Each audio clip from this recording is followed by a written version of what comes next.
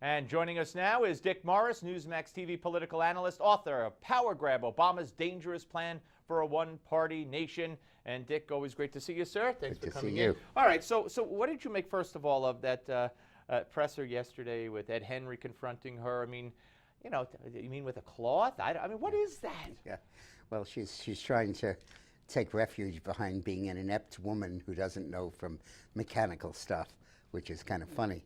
It's like when she said she stayed home and made tea and baked cookies.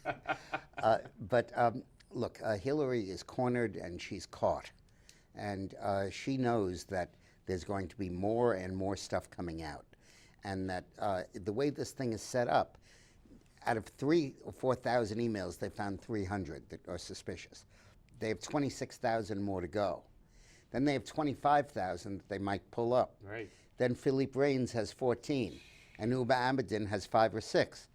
And a huge number of them are going to have classified information. Now, she says that the fact that she received classified information, what is she to know is classified? It wasn't labeled. But then she's the Secretary of State. She's the one that decides what's classified. Right. And when she kept it in her kitchen sink in her server, that was possessing in an unsecured location classified information.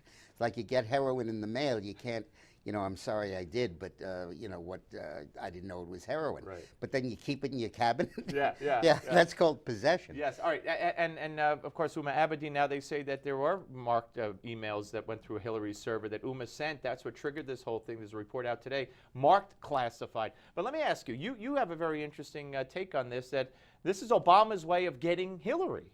You have to, from the Clinton point of view, this is all set up by Barack Obama, Michelle Obama, and Valerie Jarrett, the 3 of them. Barack hates Bill, and Valerie and Michelle hate Hillary. And they're determined not to let Hillary be the next president. This is the gospel according to Clinton.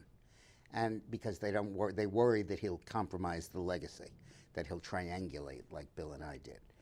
And I think that they believe, and I think they're basically right, that in the world of Washington, you cannot have leak after leak after leak after leak after leak from the executive branch in a Democratic administration without the president letting it happen. Right. And you don't see any big investigation. Oh, we're naming a special prosecutor to see who leaked the fact that the Inspector General has, and we'll have one to see who leaked that the IG gave it to the FBI.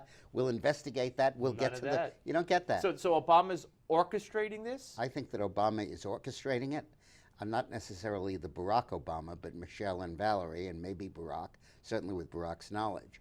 And that's why Biden's going to announce in September, because they're determined to have Biden as the Democratic nominee, because they're confident that he'll be the rubber stamp they want to succeed Barack. And they know Biden could never beat Hillary, but Hillary could beat Hillary. Interesting. All right, back to Donald Trump, and it's in the context of Hillary, because her poll numbers in a head-to-head matchup, Trump has closed in on her tremendously. Trump is at the top of the national polls in the Republican side. Women and the Republican women, 60% approval. He's post-debate, he's strengthened or remained the same? Is he going to win this nomination? Well, it's a long way to go. I know. And when you trod dangerous territory like he is, there's always the chance you step on a landmine. But on the other hand, Trump is a pro. He's been before cameras his whole life. He's the only professional TV person that's up there with his shows, The Apprentice and everything else. And don't count on him screwing up. And what the world thinks is a screw-up, he recognizes as the truth and politically viable. Right. There's a no man's land between what's politically correct and what Americans know to be the case. Look at immigration. Exactly. And when he said deport them, the polls now show most Americans want them deported. Exactly. And now you're coming up with the anchor baby thing. Yeah. That, you know, just because you're born here, does that make you a citizen? Well, it's one thing. That was originally for slaves, right, which was the 14th great. Amendment, yeah.